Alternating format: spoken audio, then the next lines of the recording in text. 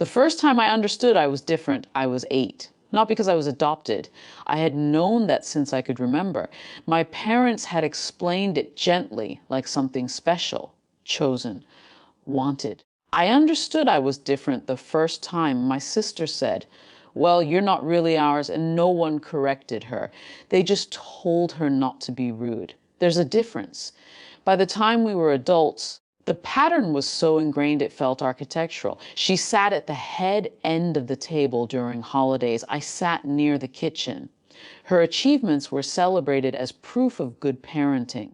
Mine were described as impressive, considering. Considering what? I learned to smile early, to be agreeable, to not make scenes. Peacekeeping became my personality. The dinner where everything shifted was supposed to be routine. Sunday, the long oak table. My sister hosting this time, because after our parents passed, she inherited the house. Inherited. That word had already started to itch. She was pouring wine when it happened. A small argument about seating. Someone joked I always ended up near the edge. I laughed along. It was safer that way. And then she said it. Adopted children don't eat with the real family. Get out, weirdo! It wasn't screamed in rage. It was tossed casually, like a punchline she'd rehearsed in her head for years. The room went quiet for half a second. Then a few people laughed, not hysterically, not maliciously, just reflexively. I remember the sound of cutlery tapping plates. I remember the way my cousin avoided my eyes.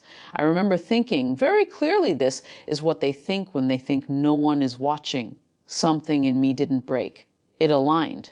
For years, I had protected my parents in my own mind. They weren't cruel, I told myself. They were tired. They didn't want conflict. They loved us both equally, just differently. But favoritism doesn't have to shout. It only has to repeat. I stood up slowly. Not dramatically. I walked to my coat, reached into the inner pocket, and took out the envelope I'd been carrying for weeks. I had debated bringing it, debated ruining dinner, debated whether I was overreacting. I wasn't. I placed the envelope in the center of the table. "Mom and Dad left me this letter," I said. My voice sounded calm, almost detached. "Call your lawyers. We'll meet tomorrow." There's a specific kind of silence that happens when a family realizes the rules have changed. She blinked at me.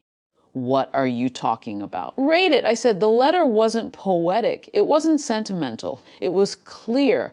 My parents had amended their trust 6 months before they died. Equal distribution of assets. Explicit language acknowledging me as their legal child, in full standing and without distinction. Their attorney's signature sat at the bottom. They had never told her. Maybe they'd intended to. Maybe they were afraid of her reaction. I'll never know. But legally, the house was not solely hers. The investments were not hers alone. Control wasn't assumed. It was shared. She opened the envelope with hands that had never trembled before. Her husband leaned in. His face shifted first. He understood paperwork faster than she did. "This has to be reviewed," he said carefully. "Of course," I replied. "That's why I said lawyers. No yelling, no insults, no speech about fairness, just procedure." The panic wasn't dramatic. It was subtle, calculating. The math of power rearranging itself in real time. One of my aunts cleared her throat and said, "Maybe this isn't the place." It became the place, I said quietly. No one laughed this time. I left before dessert. On the drive home, I didn't feel triumphant. I felt steady, like I'd finally stepped onto solid ground after years of pretending quicksand was normal flooring. Over the next week, the messages came, first from her angry, accusing me of ambushing her, then from extended family, suggesting compromise, urging harmony, reminding me that money ruins relationships. As if the relationship hadn't already been eroded by years of small public humiliations. The lawyers confirmed the validity of the amendment. There was no loophole, no ambiguity. The assets would be divided equally. The house would likely be sold. She stopped calling after that. We saw each other once more in a conference room, neutral walls, fluorescent lighting. Authority present in the form of attorneys and paperwork. No raised voices, just signatures and restrained breathing. That was the real turning point, not the dinner. The conference table erased the hierarchy she'd grown comfortable with. There were no real children there, only legal heirs. When it was done, she looked at me differently, not warmly, not kindly, but cautiously. I didn't want her fear. I wanted acknowledgement. I'm not sure I'll ever get it. The strange thing is, I still sometimes hear her voice in my head when I enter rooms. That old reflex. Am I sitting where I'm allowed? Favoritism rewires you quietly.